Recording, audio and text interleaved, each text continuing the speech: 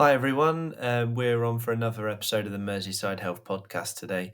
We've got Abi Okell. She's a winter sports or snow sports specialist physio. She works out of CoActive Physio in Cheshire and Rehab for Performance in Speak in Merseyside. And she's coming on today to tell us all about her career so far and what she's been up to. Abi qualified as a physio in 2010. She's gone on to do a master's in physiotherapy as well. As I say, she works for GB Snow Sports, and she's just really interesting person to talk to about such a specialist subject. So I hope you enjoy the episode. Without too much more fuss, let's get on to it. Call it snow sports specialist, Abi. How would you describe it? Yeah, snow sports. Yeah.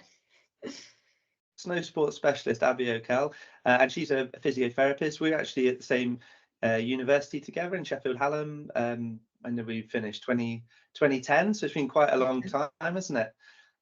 And I suppose you're part of a cohort of people from that uni that have kind of gone on to really get stuck into professional and elite sport. There's a few of us that have kind of gone that way. Not me, but some other people have. And you're Merseyside now, aren't you? Working at Rehab for Performance and doing interesting stuff there. So I'll shut up and let you sort of introduce yourself and your story a little bit, if that's okay. Yeah, sure. So like I say, I guess I'll sort of start current, work back maybe. So yeah, currently based between two clinics. I'm 2 days a week at Rehab for Performance in Speak, and then 2 days a week at clinic in Chester at CoActive Physio.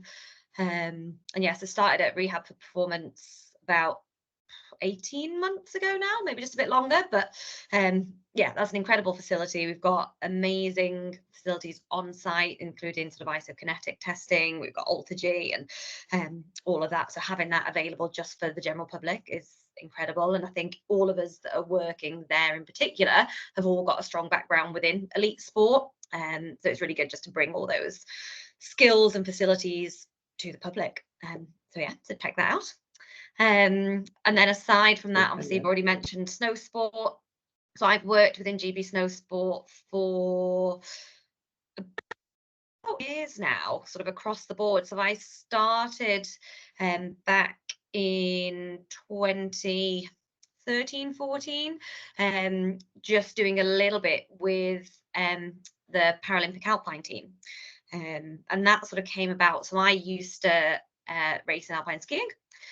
Always wanted to put skiing and physio together. And then so after being in the NHS for a couple of years, went out to France, worked for a British physio company called Ski Physio.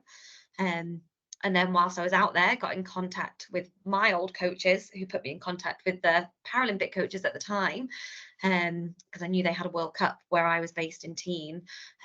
So I sort of worked for them for free for a week, just sort of, hi, this is my name, this is my background, I'm in resort, do you want any help? So I got stuck in with them. And it just progressed from there. So I kind of started just, helping them out on camps and competitions 3-4 weeks a year. And then actually ended up sticking on that Paralympic side for that full cycle then up until the 2018 Pyeongchang Games. And then after Pyeongchang, moved over to the Olympic side. So then worked with the Olympic Alpine team for the 4 years leading up to the Beijing Games.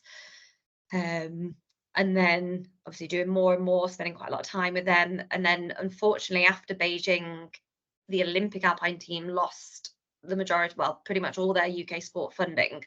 So we had a bit of a rejig. I ended up then working more so with moguls, snowboard cross, a little stint of overseeing the whole of Olympic and Paralympic teams, while still trying to do a little bit of private work. So that was all a bit manic, maybe a bit too much. And then over the last year, I stepped down. So I now just work with our World Cup snowboard cross team.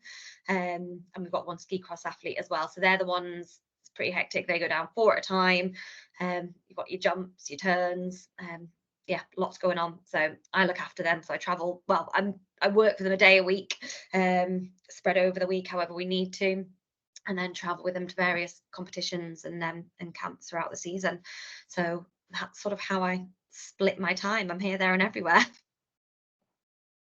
Yeah, you're super. That's the life of the professional sort of sports physio, isn't it? You have to be super adaptable and super flexible. So do these program athletes sort of come to see you, or are you kind of traveling around the country doing screenings them, or how does that work? It can be difficult. So none of the athletes I currently work with live in the UK. So that's another challenge of, I think, snow sport, winter sport itself. We get a lot of athletes that don't live in the UK. So I spend a lot of time on video calls. I have a lot of WhatsApp just catch-ups with the athletes. So throughout the season, yeah, unless I'm with them in person on a training camp or at a competition, it's all sort of online communication.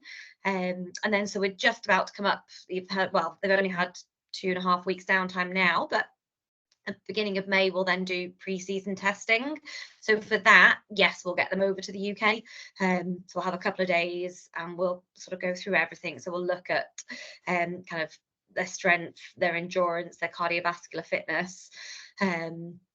We'll kind of spend the majority of 2 full days going through kind of a big chunk of testing, and then we'll probably get them back in probably about 6 to 8 weeks after that to kind of repeat, see how we've got on with them, kind of their off snow training basically. So yeah, so unless things have gone really wrong, then we try and get them back to UK because that's much easier.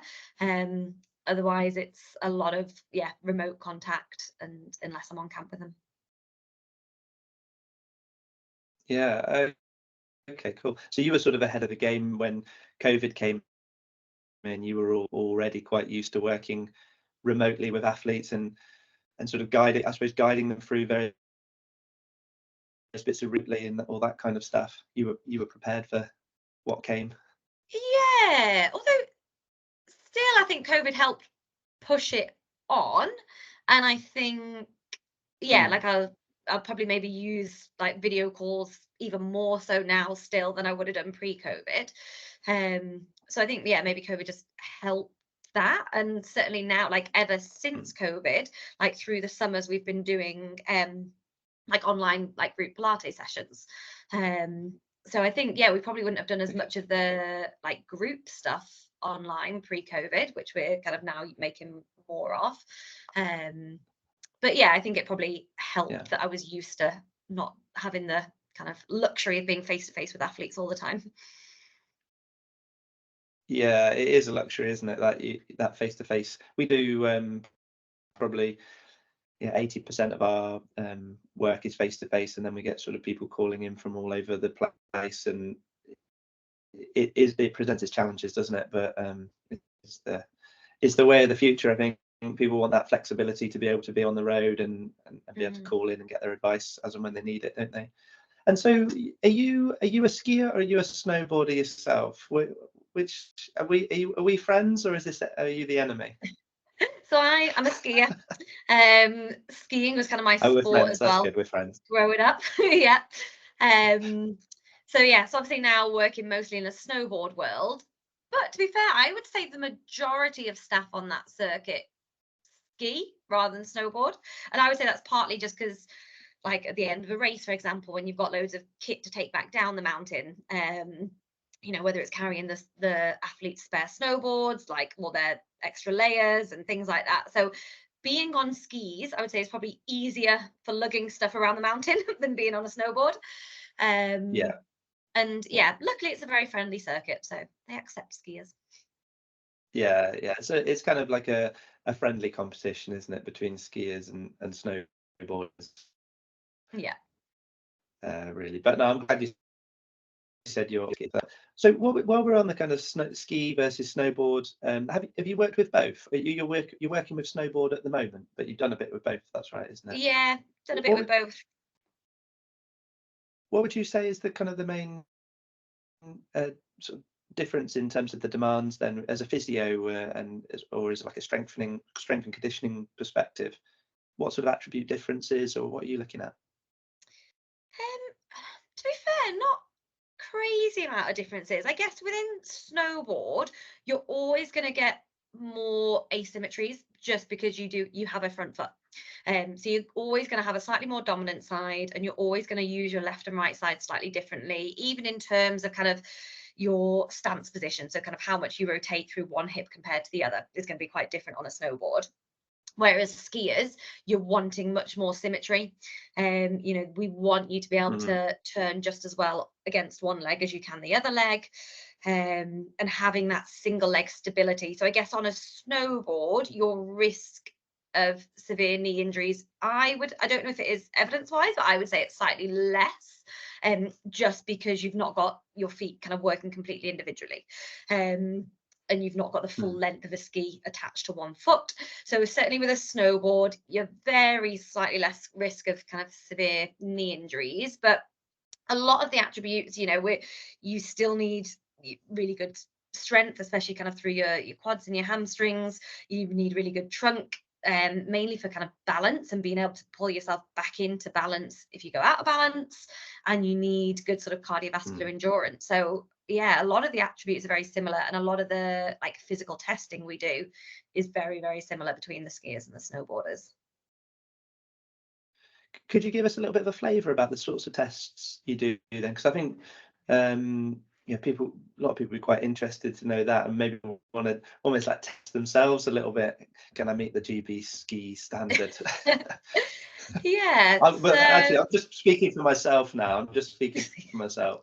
I want to know if I can mix it up. Who was that really impressive skier who was on? Was it Superstars? What was his name? Baxter. Alan. Did Alan Baxter or no? something? Did Alan do it? Did Alan Baxter do Superstars? I can't remember, but he absolutely smashed it, didn't he? He was a downhill alpine skier, and I think he won it easily. Absolutely. This is like 10 years ago or something now. Yeah, it could have been Alan. He was a monster, absolute monster. Yes. If it was, I think it was Alan. So Alan, ex-Olympian and currently coaching some of the Alpine boys at the minute.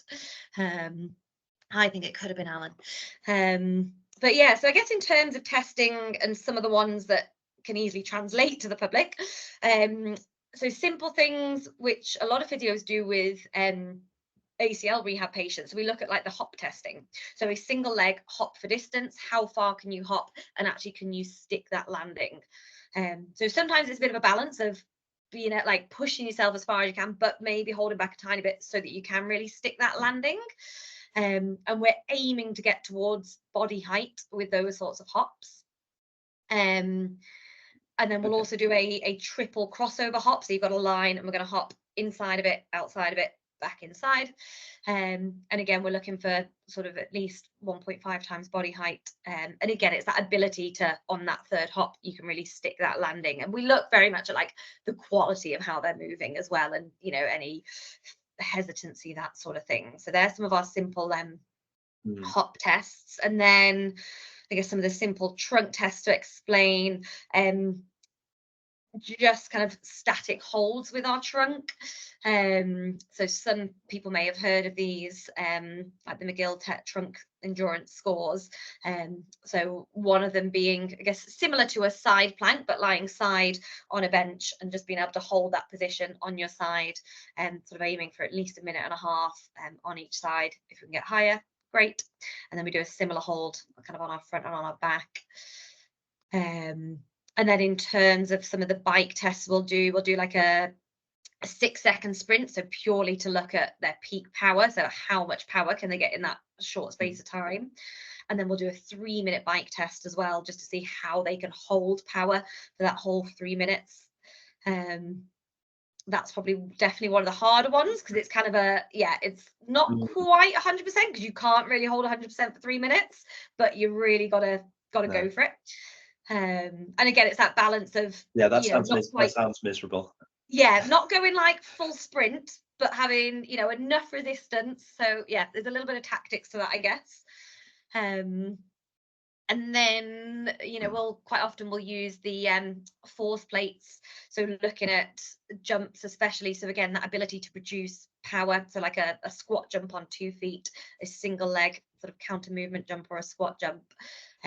Looking at how high can they get left and right, what is that kind of flight time, and kind of again any asymmetries between left and right. So they're kind of some of the key tests that we'll look at. few other bits and bobs in there as well. So like I say, we'll use, some people might have heard of isokinetic testing. It's a big chunky chair that you sit on. Some physios will be familiar with it. Some people in the public may be familiar with it.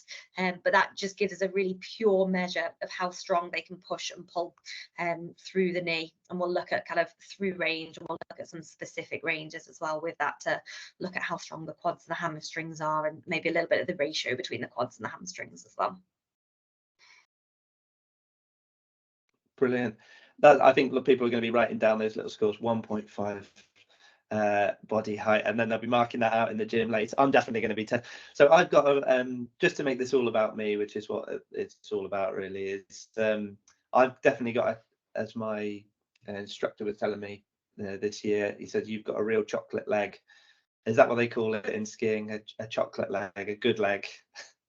My right leg, my turns on my right leg is so much better, but my left leg and my left hip, it's just not nowhere near as good. And that's where I had my big fall as well, not quite biting a turn on my left ski this year.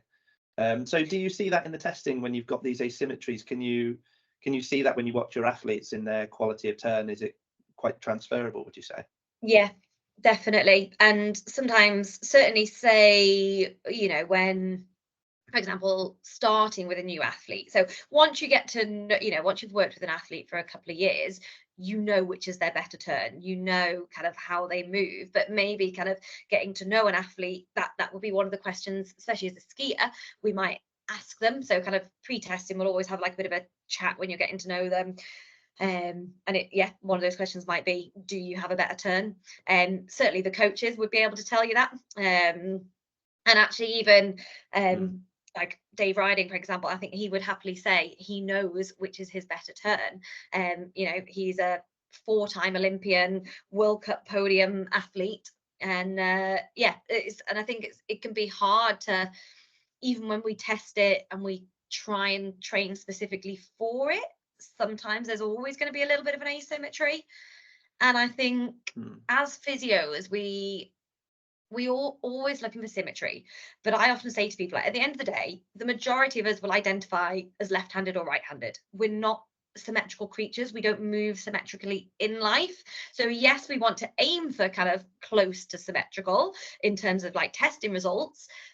But in reality, we often don't move perfectly symmetrically. And I think one of the key things then for that is we will always have quite a big element of single leg strength work, single leg stability work, so that we're not just training those heavy lifts on both legs and sneakily allowing one to get away with more than the other. Yeah, so lots of single leg squat, and you've already touched on the hop tests. And what about plyometrics? Do you sort of use quite a bit of plyometric work? Single leg plyometric, is that something you guys reach for? Yeah, definitely. And again, so now that we've kind of finished the season, they tend to have a bit of downtime, and then we'll probably focus a bit more on this first half of the summer in terms of just like pure strength and pure kind of like force production. And then kind of once we've kind of built that back up a bit, then we bring in a bit more power and plyometrics towards the second half of the off season. But yeah, definitely kind of plyometrics is really key, and that ability to kind of move with good intent and move rapidly. Oh, brilliant. Okay, cool. Well, should we touch a little bit on injuries then? Because I've definitely got lots of clients over at our place that are, you know, skiers and snow. Actually, not so many snowboarders. Seem to get lots of skiers in. I don't know. Maybe it's because I'm hostile. I've got a hostile environment towards snowboarders, perhaps. But a lot of what I've seen is, you know, knee injuries, and not even like full blown ACLs, but just knee niggles really, and they come a couple of months before the season and get a bit of prehab in. What do you sort of identify as your common injury patterns for skiers? Are you working with a lot of knee niggles, or what do you see? So I agree. Yeah, certainly you do get quite a few knee injuries, and like I said, definitely a lot of knee niggles, especially MCL, so that ligament on the inside of the knee, medial collateral ligament. That I would probably say is one of the ones affected most by sort of niggles. So we're not getting a full tear, a full rupture, but it's those sorts of grade 1, grade 2 injuries. Mostly just from that kind of rotation on a fixed foot, but not bad at, you know, not kind of at high enough force to cause a full-blown injury. So yes, we get quite a few of those. In the working world, sort of working with kind of elite athletes, I see a lot of back issues, possibly more so, slightly more so in skiers than snowboarders again. But yeah, low back pain is hugely prevalent within alpine skiers. So much so I actually finished an MSc last year, and my research was all about low back pain within alpine skiers, so I could talk for hours on it, but basically it's hugely prevalent. And certainly having a little bit of increased trunk strength can help that. However, as with a lot of research in the world, if you're getting older, you're more likely to have low back pain with skiing. It kind of follows the similar pattern to the general population. So definitely, and a lot of it just comes down to that trunk stability and being in relatively static position with your trunk, and your trunk having to work quite hard against gravity. So we get a lot of back niggles, mostly lower back, sometimes more so with the snowboarders. That's when we might see a little bit more sort of upper back and shoulder, especially because snowboard cross, they're sort of pulling out of a start gate, so a lot, especially if they've been training starts, there's a lot of kind of upper back and shoulder work. So we do see quite a few shoulder and upper back niggles within the snowboarders as well. So yeah, it's a bit of a variety, and like you say, I guess ACL injuries are the one that people hear about a lot, but I guess that's because when it happens, it's hugely significant. So you maybe hear about it more, but actually, touch wood, it's not hugely prevalent. Like, it doesn't actually happen too much. Yeah. Every time I go away skiing, I'm just thinking, don't do your ACL, don't do your ACL. But the good, like, you can get, that's what got me into physio. Touch wood so far. Yeah. You can get back to it. When I was pretty young. I was only 12 when I did my ACL skiing. But like that, I was like, oh, like having loads of physio. I was like, oh, this looks interesting. I could do this as a career. And yeah, so here I am, full circle, treating skiers. It's amazing how many people that happens to. They get sort of. Mine was like a nasty elbow fracture and ulnar nerve damage, and I spent a lot of time in the physio room down in Exeter, and then 10 years later I was working in the same department. It's, you know, it's quite common story amongst physios, isn't it? Yeah. No, it is really interesting. Cool. So okay, so with the backs then, that's quite interesting. So I was expecting the turn of this podcast to go all the way down to knees, but that's cool. Let's go on backs. And you mentioned a bit about Pilates. So once you've got your, you know, your Olympic or Paralympic skier and they're starting to report back pain, and let's say you're mid-season, you're out on the tour, and if we bring it back to our kind of, you know, general member of the population, they've been looking forward to their ski holiday all, you know, for months and months, and then they start to develop a bit of back pain. As the in-resort physio, what are you kind of doing to support them with that? Or what are you advising? Are you getting stuck into some core work? Are you doing some mobility? What's your thought process? Yeah, to be fair, quite a bit of core mobility, and it's sort of making sure that we're maintaining good spinal mobility, sort of from the neck down to the hips, basically, and that we're moving, I guess, with good quality. So again, we're not just sort of hinging at the hips. You know, we can move each of those spinal segments individually. And then that sort of core control. But in terms of core control, that also includes, for me, is the hips. So like, how well can we move the hips? Can we move the hips with good control? Can we move the legs independently of the trunk? So depending on sort of how severe the back pain is, we might be doing really quite low load mobility and kind of trunk work. If it's just a bit of a niggle, we're going to load a bit higher so that we're really making sure everything is sort of staying switched on as such. And then again, I would probably then make sure that we're keeping up some single leg work. So whether it's, you know, it doesn't even need to be particularly hard, but some of that sort of single leg landing, single leg stability, because at the end of the day, it's that whole chain.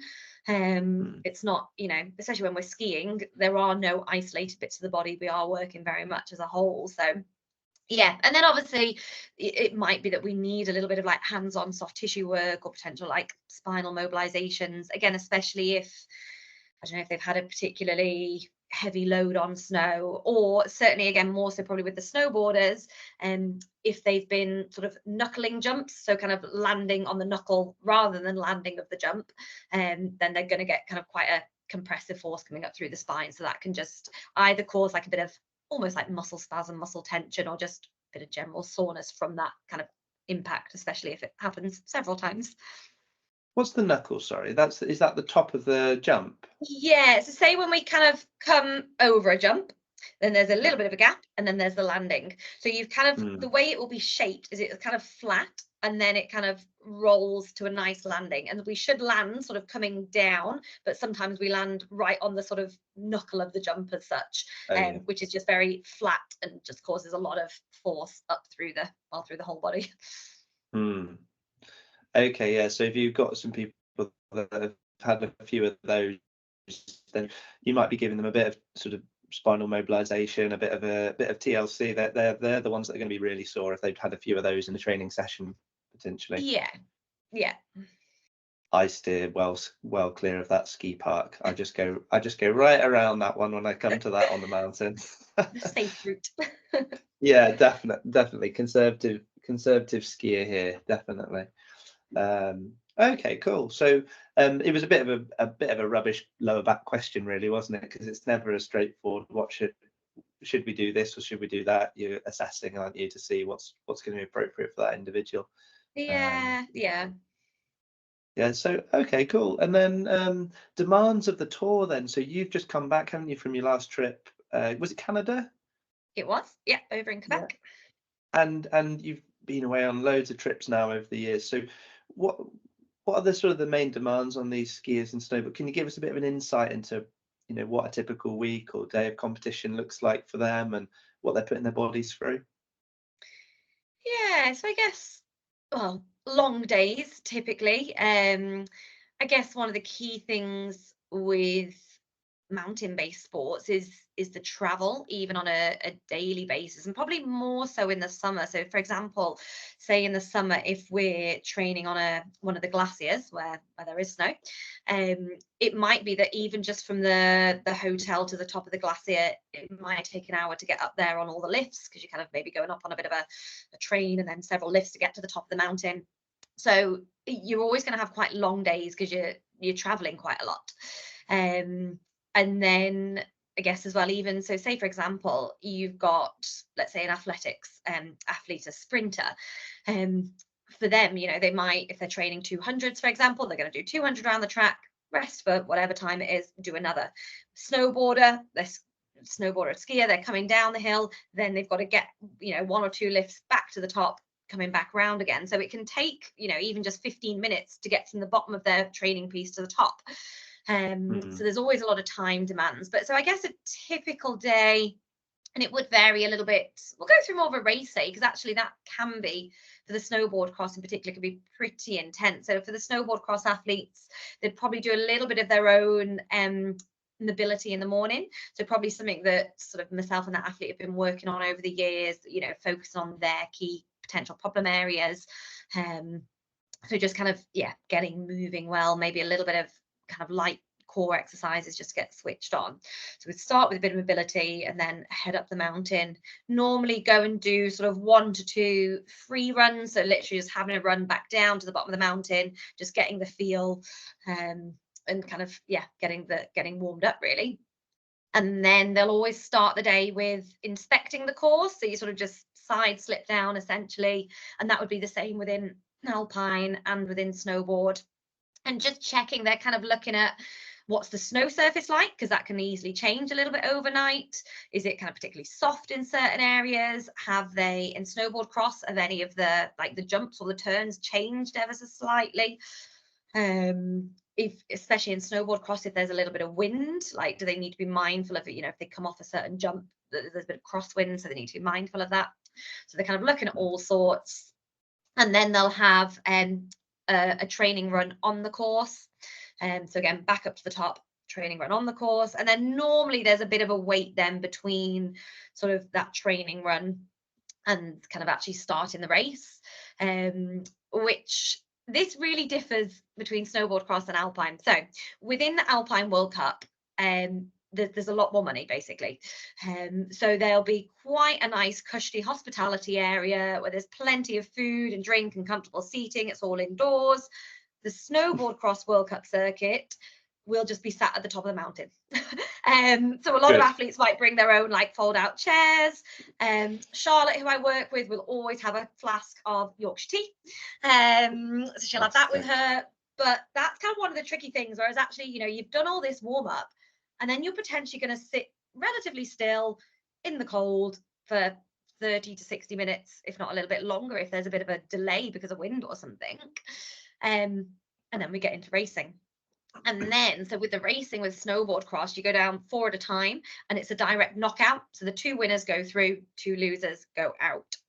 But then, so because of that, if, you know, as you progress, the number of heats gets less and less. So actually, by the end, it gets pretty hectic. So you've got somebody, you know, the 2 winners of the semi-finals, they're then coming straight back up. And it's literally like somebody will be there to grab their snowboard off them, bring it down, do it, you know, the wax techs that look after the snowboards will do a little bit of magic, quickly kind of put some bits and bobs on, brush them down, etc. And then it's straight back into the start gate. So you go from this quite slow start to this pretty hectic finish, really, where it's kind of and they'll get looped back up on skidoos, so to just get them back up to the top as quick as they can. So a bad case scenario, they're out on the first run. Best case scenario, they've got kind of 4 or 5 races essentially to get through to win the final, and then the day's done. Yeah, so I mean, my days when I go skiing are nowhere near as hectic as that, and I'm always absolutely exhausted by the end of the day. And I suppose that's when you start to see injuries happen, when people are skiing in that sort of degraded and fatigued, or snowboarding in that fatigue state. That's when you're sort of pricking up your ears, isn't it, really? Yeah. Once, and especially, so for example, March, our athletes had a race every weekend in a different country, and actually some of those weekends it was a double race. They were racing on the Saturday and the Sunday. So yeah, so March was really full on when you counter in all the travel as well. And then, so if we think, so obviously we've just talked about the race, but then it's okay, then we get down, then we do recovery, then they'll go through kind of video analysis with the coach, then we'll have dinner, then we'll have a bit of a meeting to plan the next day. And before you know it, it's 8 p.m. You're starting to think, right, we need to wind down before bed. And then you're back up again, breakfast at 6, 7 o'clock the next day. So yeah, it really is kind of quite quick, well, long days with quick turnarounds. Yeah. And then you've got to phone home, check in with the family, squeeze all that kind of stuff in as well before bed, haven't you? Because like you say, if you're away every single weekend, you've got other things to manage as well, haven't you, in life? Okay, and then training wise then, so during the week, so that's the competition. During the week, how intensively are you having, you know, training every single day, or are there rest days in between? How do you structure the week?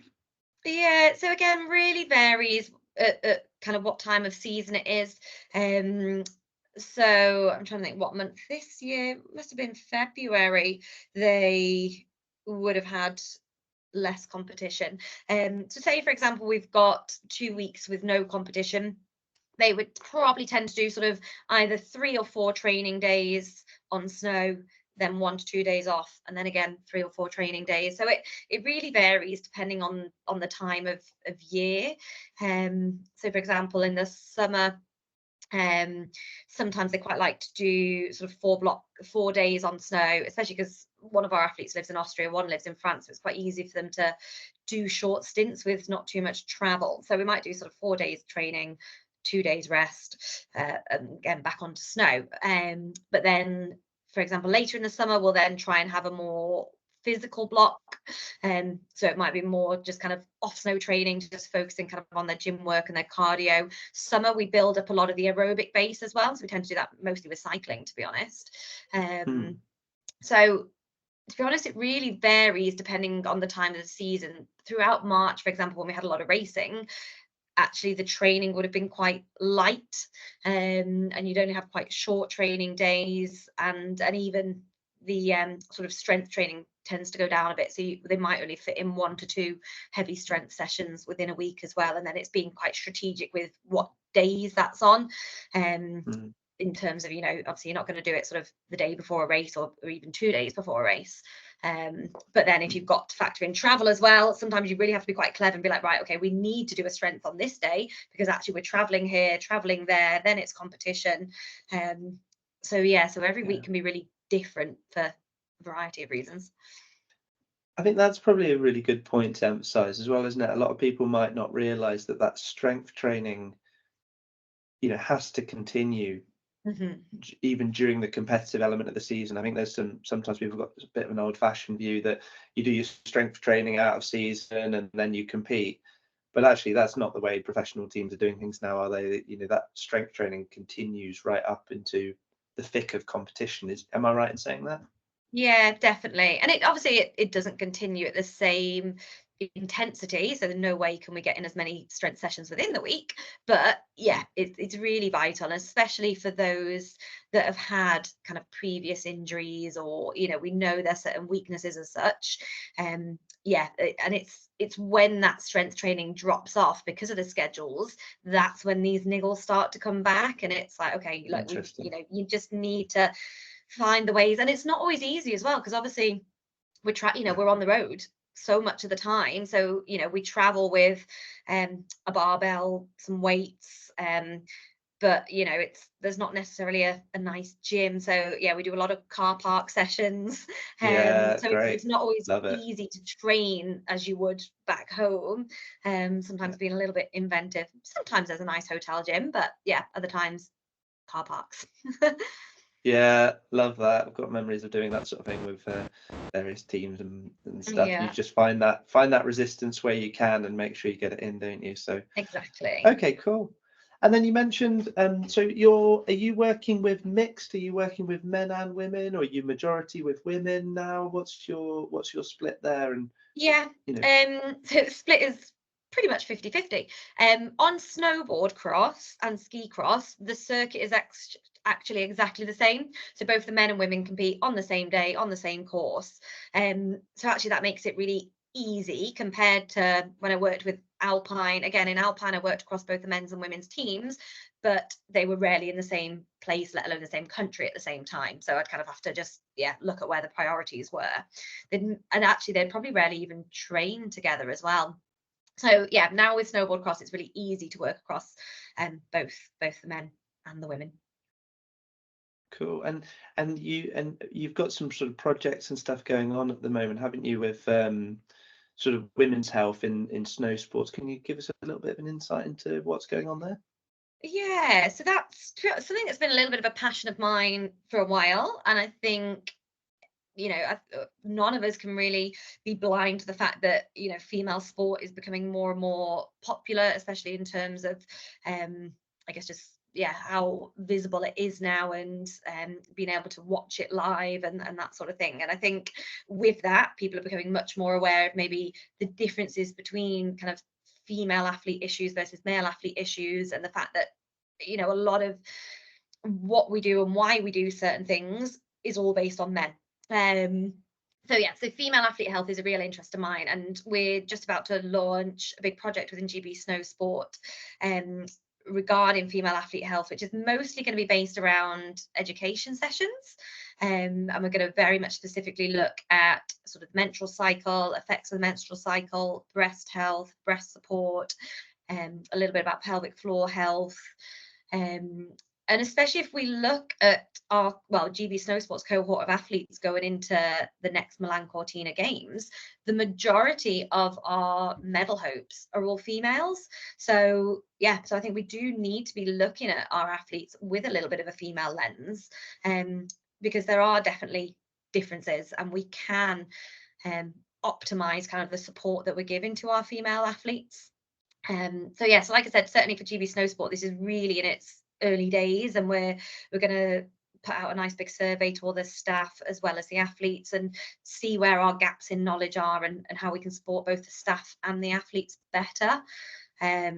So I'm really excited about that. I've done a really similar project with with GB Taekwondo, basically with their development squad, kind of worked on that for 2 years, and both the staff and athletes found that really useful. And I think one of the biggest things that came out of it was the opening of conversations, again, between both staff and athletes, both being comfortable to speak to each other about whether it's, I don't know, problems to do with menstrual health or whatever it might be. It's kind of opening those communication channels, which is half the battle in my eyes. Yeah, getting people comfortable to ask those uncomfortable questions, which are absolutely vital, aren't they, with those, Yeah. female athletes. I suppose that just the fact that you do that survey will make the staff more used to asking those questions as well, won't they? And that's half the battle often. The health professionals and the coaches feeling comfortable that is an important part of looking after the Yeah, athletes. definitely, because I think as well, there's no point just working on these sorts of topics with athletes, because actually, unless they know that the staff and the coaches they work with are also educated and comfortable talking about those conversations, then what's the point? Because it needs to be a two-way conversation. So yeah, so hopefully it should be a really positive project. Watch this space. Oh, Definitely, brilliant. yes. I want to ask you a bit about your training and stuff as well. So you've got your bike there up in the corner. What do you do to keep fit? Are you triathlete? Are you triathlons? I can't remember now. No, No, okay. I don't and know why actually, I had that that's, in to my be fair, head. that's my husband's bike. Oh, is it? Okay. Yeah. So no, That's good though. You can just pretend it's yours. No. So well, actually, I have got my first half marathon this weekend. So I'm off to France on Friday. So I've got a half marathon in Annecy, which is a beautiful lakeside town, which is probably the main reason why I'm doing it there. Yeah, so nice little run around a lake, essentially. So yeah, so my training, obviously, over the last couple of months has been very much geared towards that. I used to run sort of 5 to 10k just for fitness. So yeah, having a goal to work towards has been good. Although again, that's definitely one of the challenges of being on the road and being able to try and stick to your own training schedule, especially if you've got early mornings on the hill and then you're working in the evenings afterwards. So that can be really tricky and takes quite a lot of discipline, especially when snow is involved as well. So often, yeah, I've been doing more treadmill runs probably than I'd like to. And then yeah, I quite like, so we've, as a lot of people have recently, got into high rocks a little bit as well. So I did a high rocks competition last year, and then I've literally just signed up for one at the end of this year. So post half marathon, that will kind of be where my focus goes a little bit. Cool. What do you make of high rocks then? Because I can't get away from it at the moment. Everyone that sort of comes to see me seems to be doing a high rocks, and I'm getting a bit of FOMO. Yeah, I feel it has massively taken off. So I think when I entered one last year, it was maybe like just becoming popular. But I would say in the last 6 months, like you said, everybody's talking about it. Everybody's doing one. Everybody's talking about it. Which, to be fair, I think I like it. I think it is something that everybody can do, and it's up to you whether you want to be. Me and my husband are both quite competitive people, so we went for it. And we're entered another one because we want to beat our time. However, there were people there that were clearly, I don't know, I would say probably just proud to be finishing it, or even to be making the start line. There were people that you could tell just from, the charity vest they were wearing and things like that, that it was more about, I've given myself a challenge and I'm just going to be able to complete each exercise. Because it's achievable, and it's like I said, it's one of those, like, you can really push yourself if you really want to push yourself, or for example, you've got each station and you've got to run in between, whereas some people would use the run as almost a jog recovery between each station, whereas then on the competitive side it's like, right, you've got to stick to a time, you've got to get it done. So it's a really good, like, full body way to strength. I would say I'm a bit biased against, like, CrossFit. I do find you get a lot of, like, CrossFit injuries from people, like, moving quite rapidly without the best form. So oops, lost you for a second. Sorry, just lost you there. I've got you back. You got me back.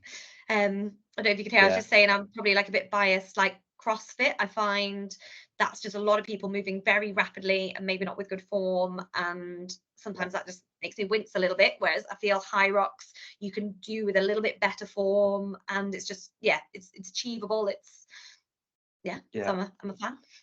I definitely noticed. I've got a lot of people coming in for but they're more. I think they're coming in to try and look at some mobility to try and improve their performance. They don't seem to be as injured as much as with the CrossFit when that really took off. So if you remember, we just got loads of lower back. It was lots of people kind of doing end range flexion under real fatigue. And I'm not against people bending their backs and getting fit and adapting and everything else, but there was a definite spike, wasn't there, in lower back injury when we got people that weren't used to doing that, suddenly doing Olympic lifts to failure. Yeah, agree. Yeah, 100% agree. It is. It's just that kind of, it's more the work into failure and just that kind of certain like high repetition and not the best form. So I'd kind of be a little bit favoured towards high rocks over CrossFit if I was going to get somebody doing a full body exercise. I might have to dip my toe and check it out. If you like half marathons with nice lake views, I can highly recommend. You won't have to travel as far. Keswick half marathon. Oh, okay, yeah. Very, very scenic and very friendly. It starts at the rugby club in Keswick. I did it last September, and I'm definitely going to do it again this year. But that's a lakeside mountainous sort of half marathon. Lots of elevation for the first 10 miles. Okay.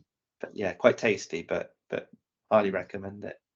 Well, I'm conscious of your time, Abi, and you've been really generous with it. So where can people, is there anything else you want to sort of mention, or where can people find you? And there's going to be definitely skiers and snowboarders that are like, oh my God, there's a specialist ski snowboard physio in Liverpool. So where can they best contact you and reach you? Yeah, no, definitely.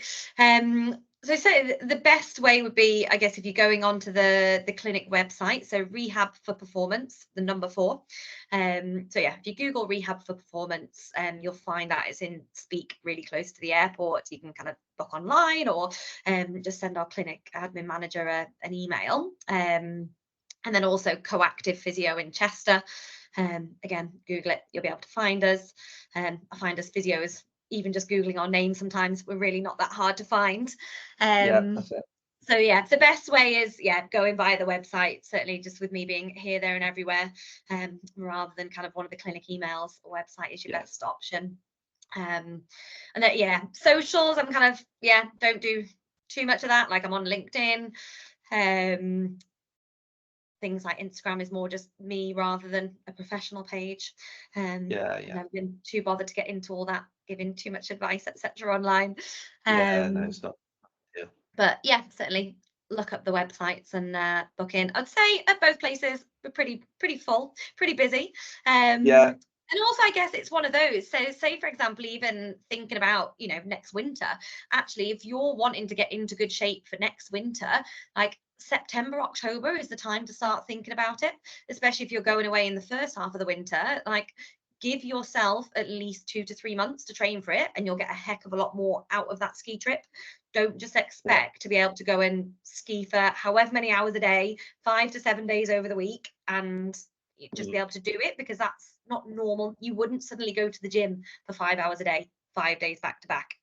No. So give yourself the time to kind of train for it, build up for it, and you'll hopefully enjoy it even more and potentially perform even better. Earn the right to ski well, I suppose. That's the thing, isn't it? You've got to earn that right, or to slide around on a tin tray, or if you prefer to do that. I don't know. Either way, I'm not biased. I'll see skiers and snowboard. Abi, that's been absolutely brilliant. Maybe we'd try and get you back on in September to talk about what people should be doing to prepare themselves. I think people will be interested in that. But that's really generous of you to come on and share your knowledge and experiences, and hopefully everyone found that interesting. So thanks very much. Enjoy your off-season rest, if there is such a thing. Probably not for you, but not that much. Soon ramps up again. Yeah, certainly does. Brilliant. Thanks ever so much. I'll see you.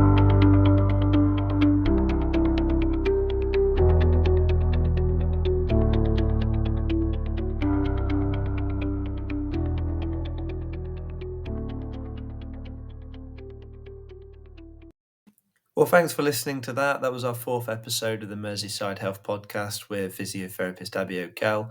If you enjoyed that, please subscribe, like, comment on the YouTube, and at some point we're going to get that going on Spotify video as well. And as ever, if you know of someone in the Merseyside area who you think has got a good and interesting health and fitness background, and you think we should talk to them, put us in contact and we'd love to interview them on the podcast. Okay, bye for now.